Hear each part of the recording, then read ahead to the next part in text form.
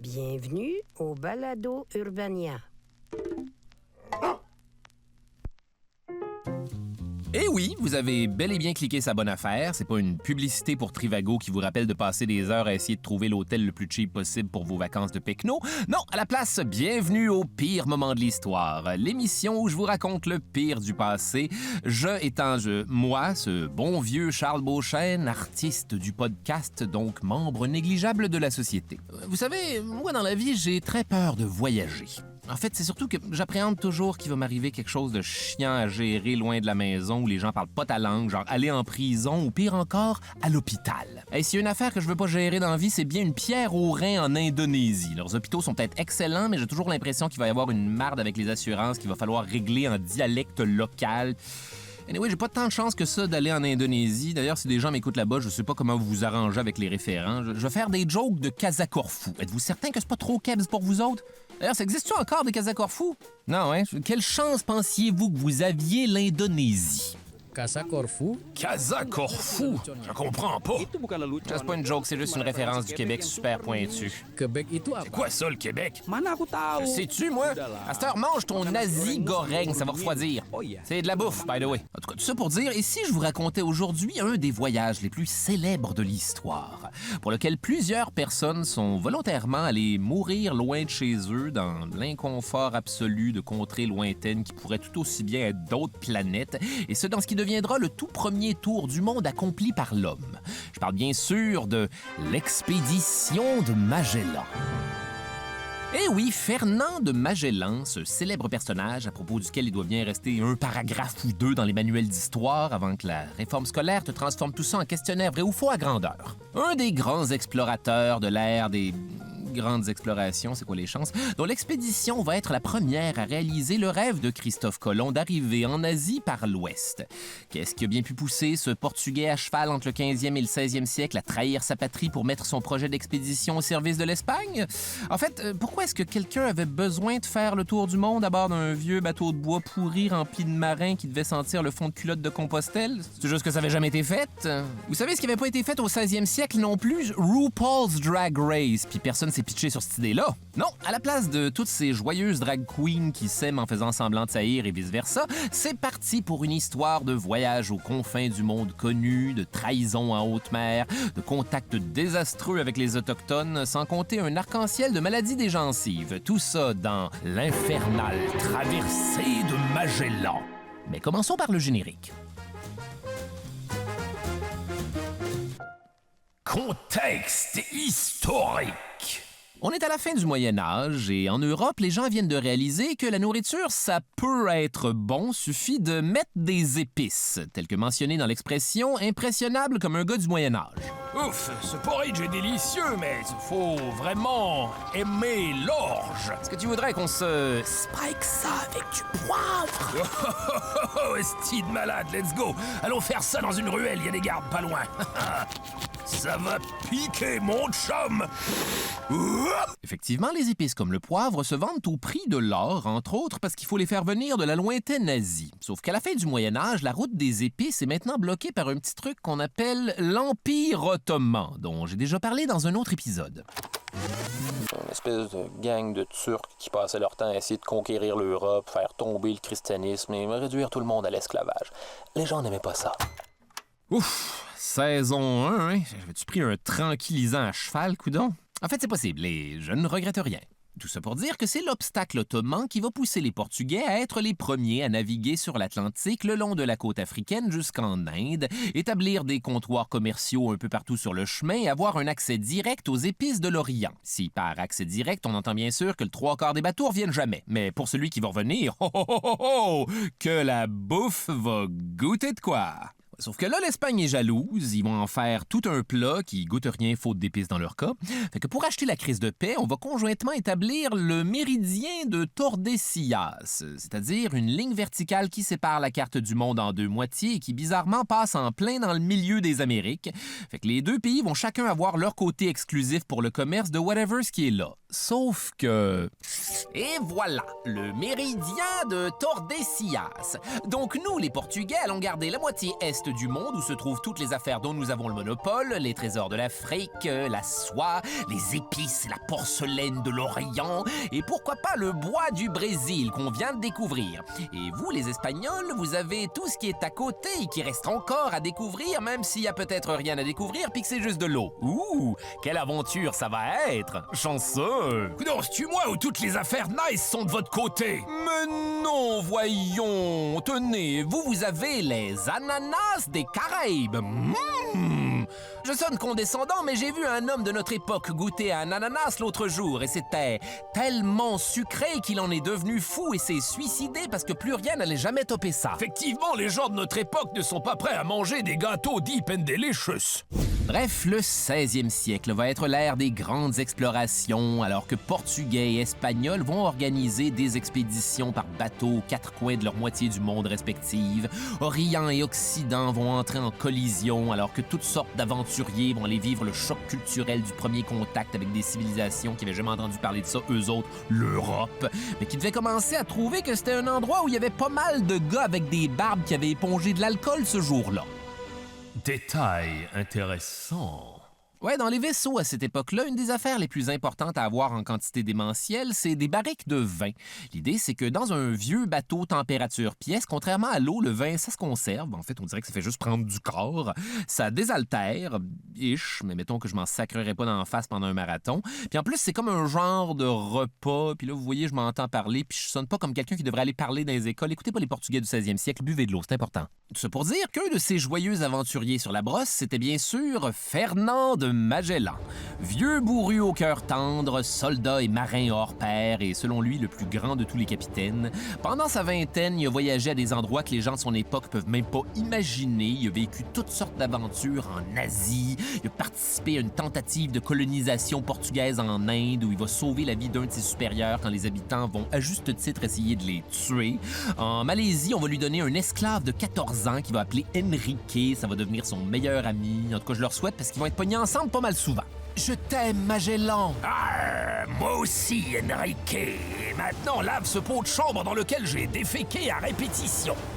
Quelle nuit! Il y en aura jamais de facile, pas vrai, Magellan? Ta gueule!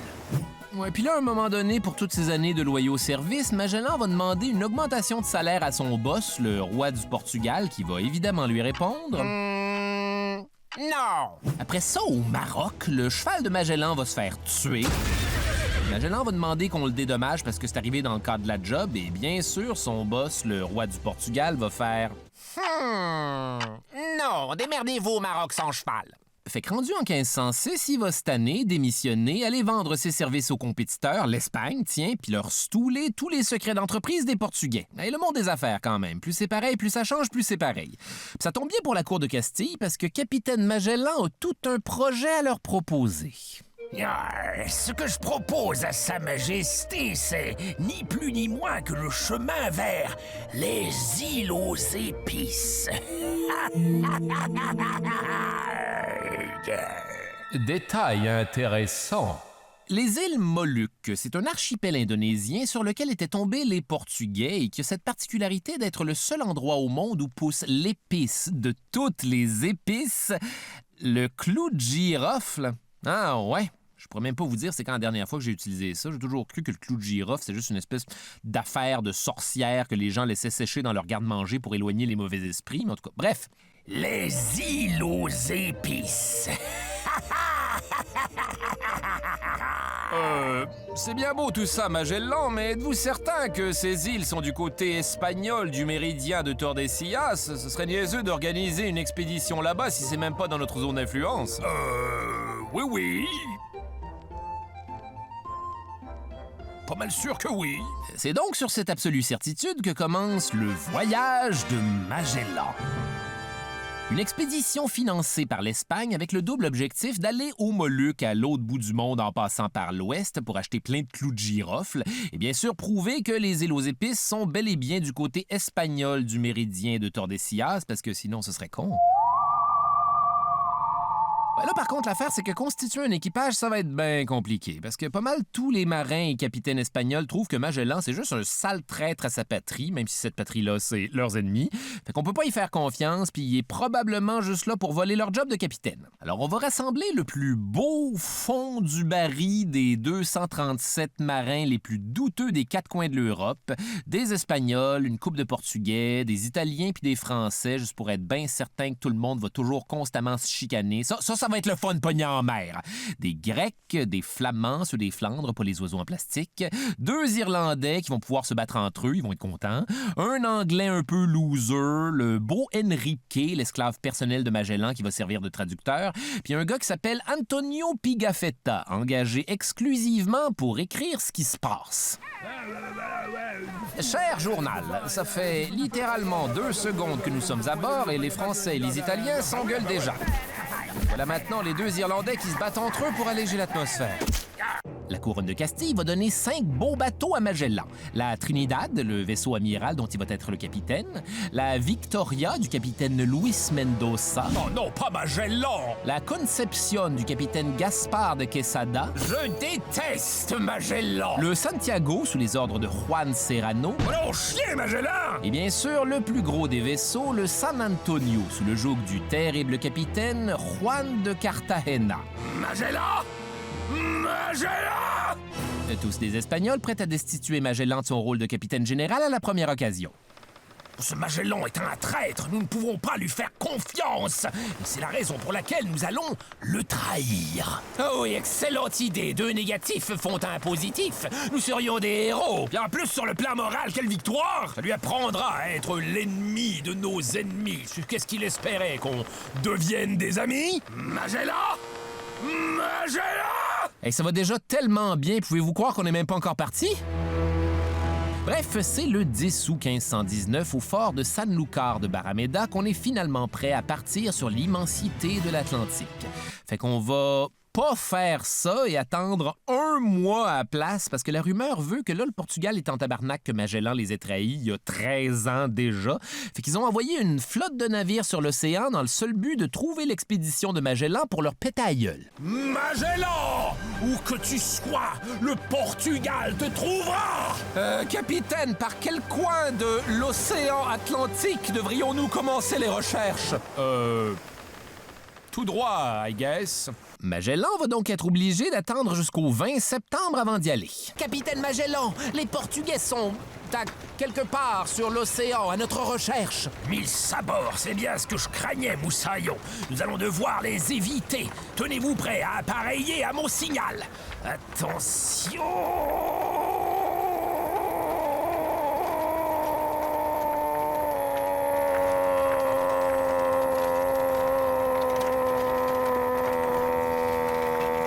Un mois plus tard... Et maintenant? C'est donc parti pour l'expédition de l'Armada des Moluques, comme on l'appelle, ce qui est vraiment très très proche d'être l'Armada des Mollusques, puis ça sonne moins gagnant qu'on aimerait. Bref, là, le plan de Magellan, c'est de traverser l'Atlantique jusqu'au Brésil, puis ensuite aller vers le sud, le long d'une côte inconnue, jusqu'à ce que l'Amérique du Sud arrête, puis on sait pas si ça s'arrête, jusqu'à ce qu'on trouve un océan sur lequel aucun Européen n'avait jamais navigué, rien de moins. Puis à partir de là, comme le dirait mon ami qui s'est déjà battu dans un bar, il se passe ce qui se passe. Mais avant ça, on en profite pour aller faire des courses aux îles Canaries. Surtout faire un dernier plein de légumes, en fait. Eh bien, oui, effectivement, ça va tuer personne sur ce voyage-là de manger un légume. Magellan en profite pour roder les bateaux, voir comment ça se navigue avec tout le stock, apprendre à bien connaître les marins et les officiers. Ah, matelot, je les brise, n'est-ce pas? Le sais-tu, moi? OK. Ensuite, question de bien s'enligner avec l'Amérique du Sud, Magellan va te popper tout un move de malade en continuant de descendre le long des côtes africaines, qui est bien sûr une région de méga-tempêtes. Donc évidemment, tout le monde va passer proche de mourir pour la première fois d'un tour du monde qui promet, mais heureusement, ils vont être sauvés quand Saint-Elme, le saint patron des marins, va descendre du paradis en personne, se manifester en haut du mât sous la forme d'une lumière aveuglante, les bras écartés comme Chris Angel, chasser les nuages et redisparaître dans l'éternité, 100% comme Chris Angel au début des années 2010 d'ailleurs. En fait, ça, c'est ce que eux croient qu'il s'est passé, mais la vérité... Détail intéressant. C'est surtout qu'ils ont assisté à un phénomène météorologique où, en réaction à la charge électrique des nuages de la tempête, l'électricité statique accumulée au sommet du mât crée des décharges électriques bleues. Un phénomène qu'on va baptiser le feu de Saint-Elme et qui arrive principalement à la fin des orages. Fait qu'évidemment, ce qui va se passer, c'est que tout l'équipage va buzzer là-dessus pendant des heures en faisant « C'est Saint-Elme! » Magnifique! Buzzons à regarder, n'est-ce pas, matelot? Je le sais-tu, moi? OK. Et c'est parti pour la traversée de l'Atlantique, qui d'ailleurs leur sera très confortable en standard de l'époque. Détail dark. Malheureusement, les standards de l'époque sont épouvantables. Il n'y a pas de cabine, les hamacs n'existent pas encore. En tout cas, il me semble que c'est pas si compliqué à imaginer pourtant. Tout le monde dort à terre, sur le pont, tout est toujours mouillé, il n'y a pas de table, pas de chaise, tout se passe à terre, entre deux caisses de marde, aucune intimité, peu importe où tu regardes ou ce que tu fais, il y a un autre marin dégueulasse du 16e siècle qui se shake la bisoune dans ta face en faisant... Et tout ça, bien sûr, a même des bateaux espagnols qui sont tellement reconnus pour puer que tout le monde les appelle les cochons volants. À part ça, excellente traversée. En fait, non. Je vous rappelle que tous les capitaines espagnols sont secrètement ligués contre Magellan et activement à la recherche de la première excuse pour le démettre de ses fonctions, donc il va y avoir de la bisbille. Détail intéressant. Sur les bateaux à l'époque, il y avait une petite tradition pas mal cute où chaque soir, on rassemblait les bateaux pour que les capitaines disent « Bonne nuit » à Magellan. Oh oh! Bonne nuit, capitaine! Pas de puce, pas de punaise! Ah, 1000 milliards de mille merci! Sauf que Juan de Cartagena, le capitaine du San Antonio, lui, il en a rien à chier d'aller border Magellan, alors il va demander à un de ses marins de s'en occuper à la place. Ah, je suis prêt pour mon bonne nuit! Le capitaine n'a pas le temps, mais il fait dire bonne nuit. Correct, ça? Ah, non, c'est pas pareil. Fait que juste pour lui faire perdre patience, Juan de Cartagena va lui dire Eh bien, puisque vous le prenez sur ce ton, capitaine, je refuse de vous souhaiter bonne nuit pendant les 3 prochains jours. Ah, vous n'oseriez pas! Tout ça est vrai, soit dit en passant, donc Magellan va se choquer. Détail dark. Un jour, il y a un marin qui va sodomiser un jeune mousse sans son consentement. Ouais, dark, je sais, mais malheureusement, c'est pas ça le détail dark. Le détail dark, c'est qu'il va falloir organiser un procès en mer pour le crime contre nature qui vient d'avoir lieu. Donc, dans ce cas-ci, au 16e siècle, la sodomie et pas une seule seconde la pédophilie, ou le viol d'ailleurs. Juan de Cartagena va se pointer pour se joindre au jury, puis Magellan va en profiter pour le mettre au fer. Ah, j'en ai vu des affaires épouvantables aujourd'hui, mais ne pas me faire dire bonne nuit, je ne sais pas si je vais en revenir. Pas vrai, mon petit moussaillon? Je le sais-tu, moi? OK. En tout cas, vous allez être content, mais le marin pédophile va être condamné à être étranglé à mort avec un cordon de cuir. Aïe. Mais le mousse va se suicider en se jetant dans la mer. Puis vous savez quoi, je suis pas obligé de faire une joke avec toutes les affaires, hein?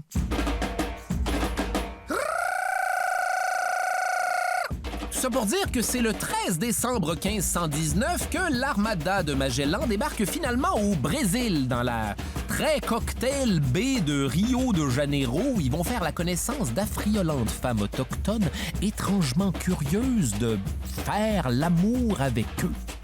Ce qui est tout un switch d'ambiance. Regardez les filles, des marins dégueulasses, je suis si curieuse. Quel switch d'ambiance! En tout cas, c'est ça qui est écrit d'un point de vue strictement européen et masculin d'ailleurs. Ce sont le peuple des Tupinambas et le chroniqueur Pigafetta, qui est du voyage pour tout noter, va même se permettre une petite chronique raciste de l'époque. Ils n'ont rien d'autre que des ceintures de plumes de perroquet qui leur couvrent le cul et les parties, ce qui est proprement ridicule. En même temps, Pigafetta, j'ai juste envie de te dire bienvenue à Rio, mon chum.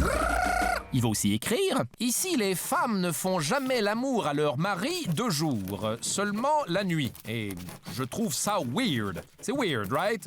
C'est moi qui est débile? C'est juste moi qui a besoin de voir quelqu'un? C'est le sexe, pas une maison hantée. » Fait qu'on va rester là 14 jours avant de repartir tous bien repus de relations sexuelles presque assurément consentantes avec des femmes. Détail dark. Ah, puis pour les Tupinambas, ils vont bien sûr tous être décimés par les maladies qu'ils ont contractées en entrant en contact avec les Européens. Ouais, ça va arriver, ça. Éventuellement, en suivant la rive sud-américaine, on va tomber sur une place où ça a l'air de bifurquer à l'ouest. Ouh! Est-ce que ce serait le bout de l'Amérique? Non! C'est juste le mot-à-dit Rio de la Plata, le plus vaste estuaire du monde, qui débouche sur ce qu'on appellera plus tard Buenos Aires en Argentine. Oh! Sont encore en zone subtropicale, il en reste tellement! Suite à quoi, on entre officiellement en territoire inconnu, par-delà la limite de toutes les cartes. Ouh! Là, le continent semble bifurquer vers l'ouest encore une fois, mais genre super progressivement sur 2000 km, laissant enfin présager la fin de l'Amérique du Sud. Mais non, finalement, ça débouche juste sur un fleuve d'eau douce de merde plein de bancs de sable sur lequel on va s'échouer. Milliards de tabarnak! Plus loin, on va trouver un autre cap où la côte s'enfonce cette fois-ci drastiquement vers l'ouest. Est-ce que c'est la... Non! Juste un autre style de baie tellement profonde que Magellan la baptise la baie sans fond. Mon deuxième choix, c'était l'estuaire du Burnout. Mais écoutez, au moins il fait beau.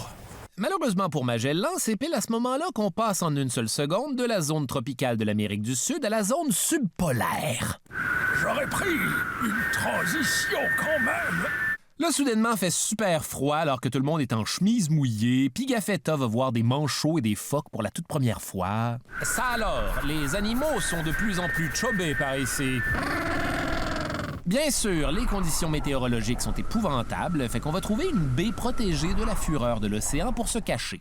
Magellan va annoncer que ce serait peut-être mieux de juste attendre que l'hiver finisse par passer et met tout le monde à demi-ration pendant plusieurs mois. Puis juste pour être bien certain que l'ambiance soit complètement déplaisante, c'est là que les capitaines espagnols vont décider de se mutiner. Détail chien! Chose qu'ils vont faire savoir à Magellan quand personne va se pointer à son dîner de Pâques. Oh, Magellan! Bonne Pâques, Magellan! Bonne Pâques, Magellan! Allez, tout le monde, prenez-vous la pain au chocolat, mais... Les oreilles, c'est le meilleur!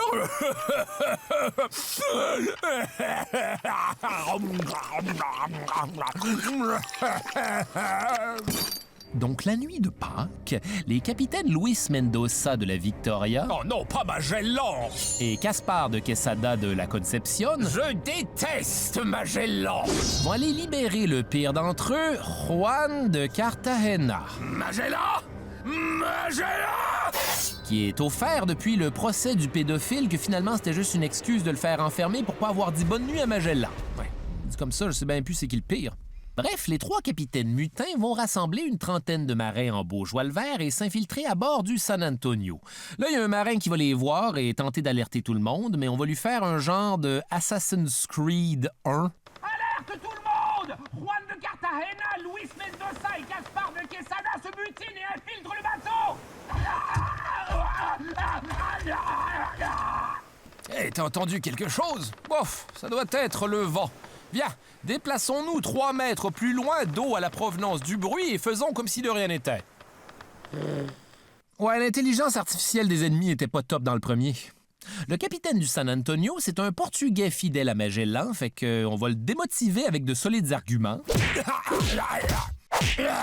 Là, 3 bateaux sur 5 sont sous le contrôle des mutins, donc on va envoyer une lettre à Magellan. Cher Magellan, surprise, espèce de sale capitaine de mes deux, blablabla, San Antonio, Victoria et Concepción sont sous notre contrôle, fait que c'est qui le cavasteur, retournez en Espagne au plus sacrant, sinon on vous pète la gueule. Ah, c'est comme ça!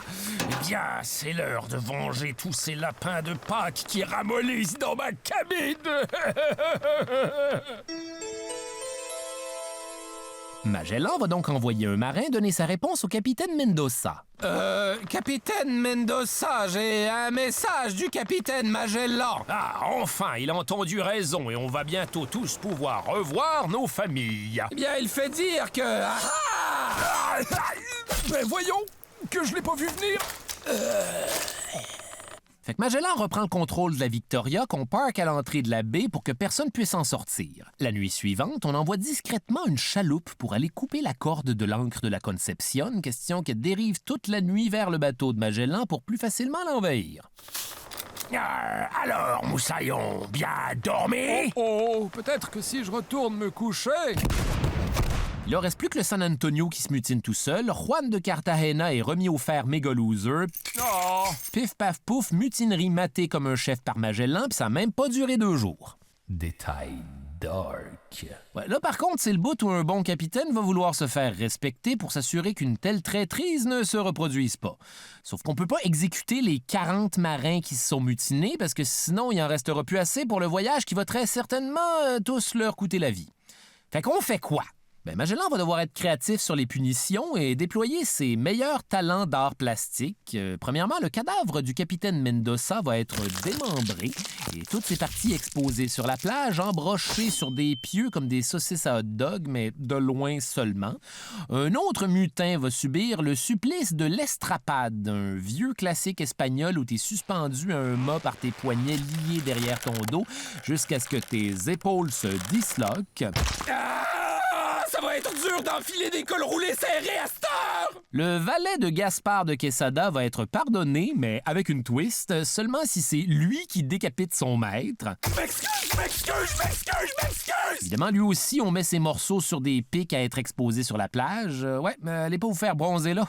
Et finalement, on va régler le petit problème de Juan de Cartagena en l'abandonnant sur un banc de sable au beau milieu de la baie où il va assurément mourir.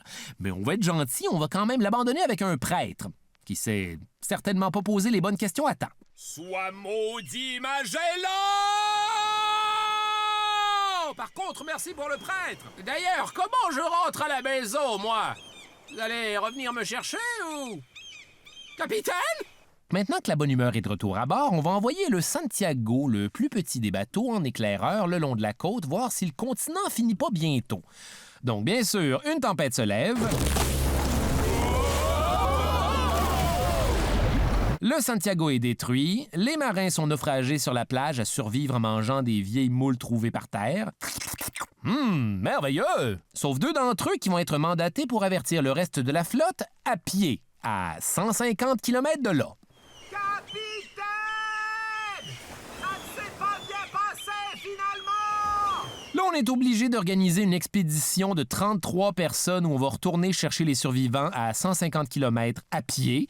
Surprenamment, on va les trouver en pleine santé. Entre-temps, ils s'étaient construits des huttes et apparemment, il y avait assez de fruits de mer sur la côte pour se nourrir.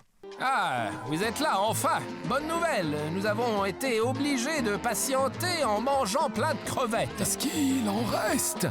Non, j'ai lancé la dernière derrière la tête d'un marin pour faire une blague il y a 10 minutes. Suite à quoi tout le monde va pouvoir joyeusement revenir au bateau à 150 km à pied. D'ailleurs, en revenant, les attend sur la plage un géant. Détail intéressant menant à un détail dark. En fait, il s'agit d'un membre du peuple des Tehuelches, des natifs de Patagonie qui mesurent un très average 1,80 m. Mais étant donné que les Européens de l'époque mesurent juste 1,50 m, tout le monde est bien impressionné. En fait, on va trouver les Tehuelches tellement exotiques qu'on va décider d'en ramener 2 comme souvenir, ce qui va être absurdement plus facile que prévu parce qu'ils n'ont jamais vu des menottes de leur vie. Wow! Ces étrangers ont beau sentir le swing, le moins qu'on puisse dire, c'est qu'ils sont généreux sur les bracelets. Pour les mains et pour les pieds. Ho, ho, ho! Je vais avoir l'air d'un méga pimp, merci. Et voilà, ils sont enchaînés, capitaine. Hey, un instant, c'est que je ne peux plus bouger, moi. Je vous avertis, c'est mieux d'être un kink. Non, puis les 2 vont mourir assez rapidement sur le bateau. Fait qu'on appareille enfin au printemps, on dépasse la rassurante épave du Santiago et finalement, il semblerait qu'on finisse par arriver à un cap menant à une grande baie où des eaux de différentes couleurs s'entremêlent. Un peu comme si 2 océans poussaient l'un contre l'autre. Magellan va baptiser l'endroit le Cap des 11 000 Vierges. Puis rendu là, je sais pas sur quoi il était, mais manifestement, tout le monde avait bien besoin d'une bonne relation sexuelle. Détail dark. Le cap des 11 000 Vierges, c'est un endroit plus sinistre que son nom le suggère. La baie s'étend en un labyrinthe de couloirs marins qu'il faut explorer à chaloupe. Partout, ils sont entourés de massifs rocheux aux pentes verticales et inhospitalières. Fait froid, il y a des icebergs, l'eau est noire. Et sur les rives, on remarque une quantité inquiétante de squelettes de baleines échouées. Oh oh! Car après tout, qu'est-ce qu'une baleine si c'est pas un genre de bateau? Ou à la limite, un autobus sous-marin. Mais manifestement, la présence de baleines, aussi carcasses pourrissantes soient-elles, semble indiquer un passage d'eau salée qui se faufile à travers les montagnes, ce qui indiquerait qu'on est dans un détroit menant vers l'océan et non dans un autre esti d'estuaire. On va aller explorer ça avec les 3 bateaux de la flotte pendant une couple de jours jusqu'à ce qu'on se rende compte qu'à la base, il y avait 5 bateaux sur cette flotte-là.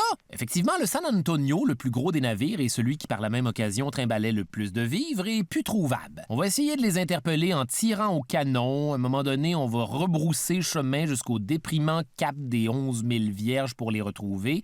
On va séparer les navires pour couvrir plus de territoire, ériger des drapeaux sur la côte au pied desquels on va enterrer des instructions pour regagner le reste de la flotte. Sans succès, ils ont tout simplement disparu, ce qui laisse présager le pire. Détail intéressant. La vérité, c'est que le San Antonio est bien correct. Ils ont juste décidé qu'eux autres, ils étaient tannés du voyage de Magellan, puis tout simplement de retourner en Espagne. C'est important de mettre ses limites dans la vie.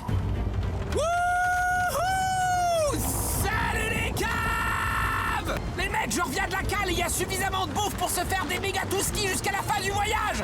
Qui veut des œufs, des amandes en coque, du lard, des pois chiches, des raisins secs, tout mélangé ensemble dans une chaudière? Par contre, bonne nouvelle, c'est exactement à ce moment-là que revient le capitaine Gonzalo Espinosa, qui était parti en exploration depuis 3 jours et qui confirme que le détroit mène bel et bien de l'autre côté du continent américain vers un océan jusqu'ici inconnu et sans doute plein de dangers dans lesquels ils vont pouvoir continuer de s'enfoncer jusqu'en enfer. Ce qui est une bonne nouvelle, je vous le rappelle. Au point où le chroniqueur Pigafetta va noter que Magellan s'est mis à pleurer de joie devant l'équipage en l'apprenant. Et c'est à ce moment que le capitaine se mit à pleurer comme une mauviette devant tout le monde. LOL!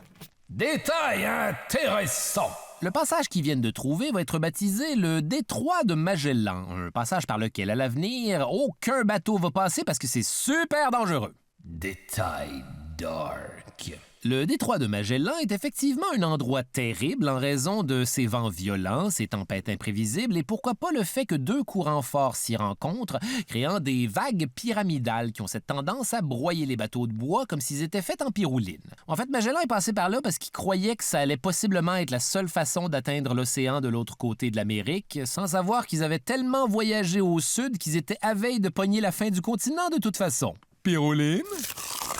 Bref, les 3 bateaux restants de l'Armada s'engagent maintenant sur une mer inconnue. Un océan où, pour faire changement, les conditions météorologiques sont si calmes que Magellan va le baptiser le Pacifique. Tout va bien aller!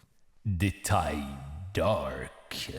En fait, les conditions sont peut-être même un peu trop calmes. Voyez-vous, sur le Pacifique, il y a pas mal rien, puis à toute fin pratique, c'est un désert. L'affaire, c'est qu'étant donné que le San Antonio s'est poussé avec le buffet, Magellan a misé sur la possibilité de se ravitailler sur les diverses îles qu'il allait inévitablement croiser en route. Sauf qu'ils vont en croiser aucune. Pas parce qu'il n'y en a pas, mais parce que le Pacifique, c'est gros en tabarnak. Et par un coup du destin absolument enrageant, ils vont toujours passer juste assez loin des îles pour jamais les voir. Ils vont skipper comme ça l'archipel hawaïen, la Polynésie au grand complet, les Galapagos pleines de grosses tortues juteuses, l'île de Pâques avec ses statues de Alien, et ainsi de suite pendant presque 4 mois sans trouver de vivre. L'eau potable croupie est devenue une alléchante teinte de jaune. Pire encore, le vin commence à manquer. Du vin! Du vin! J'ai si soif! Qu'est-ce que je donnerais pas pour un bon Shiraz bien sec et rugueux? On est au beau milieu de nulle part, les voiles sont en lambeaux, la coque est pleine de tabarnak de barnacle, excusez, j'ai pas pu résister. Tout le monde est malade à bord, gros scorbut dans le tapis avec les gencives gonflées qui saignent, pas capable de croquer dans rien. 9 marins vont mourir comme ça d'ailleurs. Les rares fois où par miracle on croise la terre, c'est des bancs de sable dans des eaux infestées de requins sur lesquels c'est super facile de s'échouer puis d'être jamais à Requinville. Tout ce qui reste à grignoter, c'est des biscuits tellement imbibés de pisse de rat que Pigafetta va écrire un chapitre là-dessus. On peut manger les rats, bien sûr, mais maintenant, ils se vendent à prix d'or et les gens se les échangent en promettant une part de leur paye qu'ils auront jamais. Je vous le cacherai pas, ça va mal. Mais c'est pas fini, parce qu'en plus de tout ça, en estimant leur position, Magellan fait une découverte pour le moins gossante. Capitaine, je viens de calculer notre position et... Laissez-moi deviner, nous venons de franchir l'antiméridien de Tordesillas. En plein ça et... Laissez-moi deviner, nous ne sommes pas dans la zone espagnole, les îles aux épices appartiennent au Portugal et nous avons fait tout ça pour rien. C'est 100% ça. Moussaillon, si ça ne vous dérange pas trop, je vais aller m'enfermer dans ce garde-robe quelque temps. Garde-mille sabords. À 6 bols de tabarnak de garde. Eh oui, semblerait que tout ce temps, l'expédition des Moluques, tous les combats, toutes les trahisons, les tempêtes, les Autochtones, c'était finalement un échec, et ce, avant même qu'ils quittent l'Espagne. 2 ans d'enfer pour rien. Fait qu'évidemment, vous comprendrez que ça va avoir certaines répercussions sur la psychologie de Magellan. Des répercussions non négligeables. Mais bon, hey, bonne nouvelle, c'est l'heure de se changer les idées, car le 16 mars 1521, l'expédition va finir par arriver aux Philippines. Yeah! Puis là, en débarquant, surprise, Magellan s'est déjà recyclé en quelque chose de tout nouveau, très tôt dans son processus de deuil, à mon avis, mais bon. Il décide que maintenant, la nouvelle mission de l'expédition, c'est de prendre contrôle des Philippines au nom de l'Espagne en imposant le christianisme aux divers peuples des îles. OK... intéressant... Ah, ô roi Oumabon de l'île de Cébou, il faut maintenant que toi et ton peuple vous vous convertissiez au christianisme, que vous le vouliez ou non. Comment osez-vous? Je suis très intéressé. Ah oui? Vous n'avez pas soudainement envie de nous décapiter, de mettre nos têtes sur des lances? Nos traditions doivent être sacrilèges pour vous. Êtes-vous fou? La religion de ceux qui ont des canons, ça me branche un max. Ce Jésus est visiblement très puissant, pas vrai les mecs? Mais si c'est de la résistance que vous cherchez, je suis certain que mon rival, le chef Lapou-Lapou de l'île de Mactan, va promptement tous vous massacrer avec votre christianisme. Parfait! Préparez le bateau, nous allons tous les convertir ou mourir! C'est effectivement là que quelqu'un pourrait remarquer que Magellan est devenu weird. Pour une raison inexplicable, il va décider de faire la guerre à Lapou-Lapou pour le convertir, même si bon nombre des peuples qu'ils ont croisés aux Philippines étaient déjà super game de se convertir de leur plein gré, puis on aurait pu s'arrêter là. Là, sur l'île de Mactan, Lapou-Lapou les attend avec 1500 guerriers, bien sûr. On va suggérer de les attaquer avec les canons des navires, mais Magellan va faire... Non, on pourra pas approcher les bateaux suffisamment. Ils risquent de s'échouer sur un banc de sable. Débarquons les affronter en personne. Mais enfin, capitaine, ces gens n'ont jamais vu d'armes à feu de leur vie. Je suis certain que la simple détonation de nos canons réussira à les faire fuir. J'ai dit, on débarque les affronter au corps à corps. Si vous voulez, mais tout l'équipage va être nécessaire, donc. Non, pas plus d'une 50aine contre 1500, ça va le faire. Donc 2 secondes plus tard... Capitaine, tel que je vous le disais, nous voilà en inquiétante infériorité numérique. Il nous faut battre en retraite. Parfait, je couvrirai votre retraite, seul. Capitaine, les bateaux sont juste là. Il y a encore une bonne distance entre nous et... Non, il est trop tard pour moi. Il me faut maintenant faire face à mon destin et mourir héroïquement. OK. Fait qu'il va se faire tuer le 27 avril 1521. Oh non, je meurs. Quel dommage. Et à ce jour encore, on sait tellement pas pourquoi Magellan a fait toutes ces choses-là qu'on suspecte que c'était tout simplement la plus tarabiscotée de toutes les tentatives de suicide. Ouais, le voyage de Magellan, c'est un voyage maudit duquel même son capitaine ne sortira pas vivant. Fait que si on récapitule, l'expédition est un échec, le capitaine est mort, on est jamais à l'autre bout du monde dans des bateaux qui ont assurément connu de meilleurs jours. Quoi maintenant? La fin? Mais bien sûr que non. Attachez bien vos ceintures! Premièrement, Duarte Barbosa, le beau-frère de Magellan qui faisait partie du voyage, by the way, va devenir capitaine. Puis la première affaire qu'il va faire, c'est aller voir Enrique, l'esclave de Magellan, pour lui dire que même si dans le testament de Magellan, ça dit qu'il serait libre à sa mort, fuck that, maintenant, il appartient à la veuve de Magellan en Espagne. Mauvaise nouvelle pour eux, Enrique parle philippin et il va tous les trahir en organisant un souper assassinat avec le roi Oumabon. Ah, merci de votre hospitalité, Oumabon. J'imagine que ces guerriers avec des lances viennent nous apporter le dessert? Suite à quoi, les survivants qui n'ont pas été massacrés ou vendus en esclavage aux Chinois sont plus assez nombreux pour repérer les 3 navires, alors on fait brûler la Concepción. Là, ils passent 7 mois à naviguer entre les îles des Philippines en devenant des pirates. On pille des bateaux, on kidnappe des femmes pour en faire des esclaves sexuels. On voyage d'île en île, on rencontre des rois et des civilisations de plus en plus complexes qui trouvent toutes que les Européens sont dégueux. Mais enfin, qui a invité ces clodos? Ce sont des explorateurs venus d'Europe au grand Raja. Ils devraient explorer une douche. On se rend comme ça jusqu'en Indonésie, puis rendu là, on se dit qu'aussi bien aller aux estis d'îles aux épices pour faire le plein de clous de girofle en cachette des Portugais puis revendre ça à plein prix. Là, une fois que les cales sont pleines de clous de girofle puis que ça sent Noël sur le bateau, c'est l'heure de rentrer au bercail. Pour multiplier les chances de succès, les 2 bateaux restants vont prendre des chemins opposés. La Trinidad part vers l'est pour revenir par le Pacifique, mais à cette période de l'année, c'est la saison des typhons. Sont obligés de revenir aux Moluques où les attendent nul autre que la flotte portugaise qui avait été envoyée pour arrêter Magellan. Oupsie! Les Portugais vont les capturer, les réduire à l'esclavage et les obliger à détruire leurs bateaux pour en utiliser le bois afin de construire la toute nouvelle forteresse portugaise sur l'île. On y était presque! Plus vite! Pendant ce temps, la Victoria est partie vers l'ouest dans l'océan Indien, direction la pointe sud du continent africain qu'on appelle le Cap de Bonne-Espérance. Sauf qu'à l'époque, on l'appelle pas comme ça, on l'appelle le Cap des Tempêtes. Oh, Saint-Elme, c'est le moment ou jamais! Leurs cales prennent l'eau, tout le monde a le scorbut, il reste plus de nourriture. Là, en remontant la côte africaine, on se risque à demander de l'aide à un comptoir commercial portugais, mais... Hey, regardez, leurs cales sont pleines de nos clous de girofle! Pétons-leur la gueule! 12 hommes sont faits prisonniers et condamnés aux travaux forcés. Vite! Il en reste juste 18 sur le dernier bateau qui réussissent de justesse à sacrer le camp. Et finalement, le 6 septembre 1522, la Victoria débarque en Espagne. On vient de faire le tour du monde, mais on vogue maintenant sur un vaisseau fantôme. Tout le monde à bord est maigre comme des squelettes. Ça fait 3 ans qu'ils sont partis et au port, les gens sont incrédules.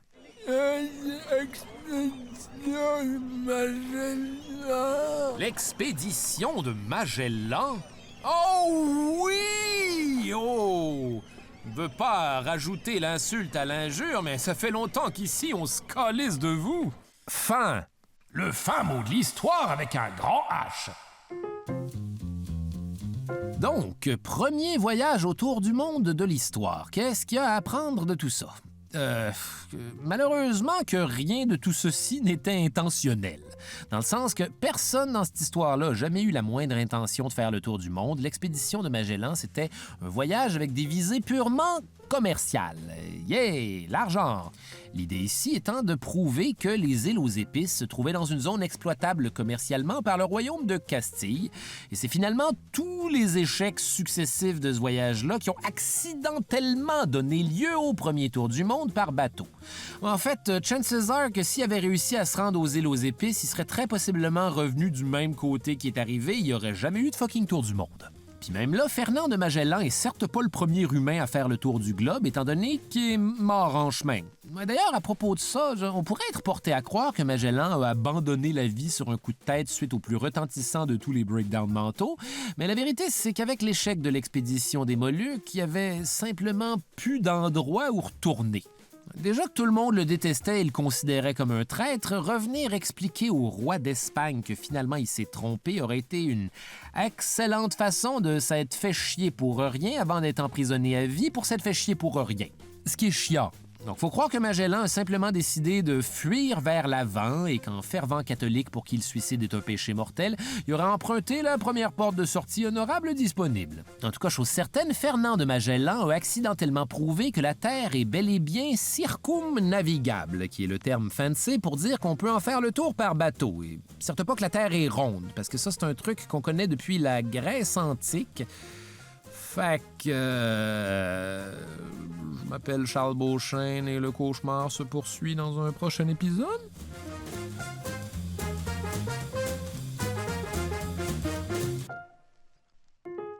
Les pires moments de l'histoire avec Charles Beauchesne est une idée originale de Charles Beauchesne, toi chose. Au texte et à la recherche, Charles Beauchesne, Anne-Hélène Prévost et François de Grandpré. À la réalisation, Barbara Judith Caron. Au montage, Lucie Fournaison.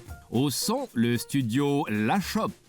À la coordination, Clément Turpin. À la production, Rosalie Granger. Producteur exécutif, Raphaël Huismans et Philippe Lamarre. Les pires moments de l'histoire avec Charles Beauchesne est une production d'Urbania.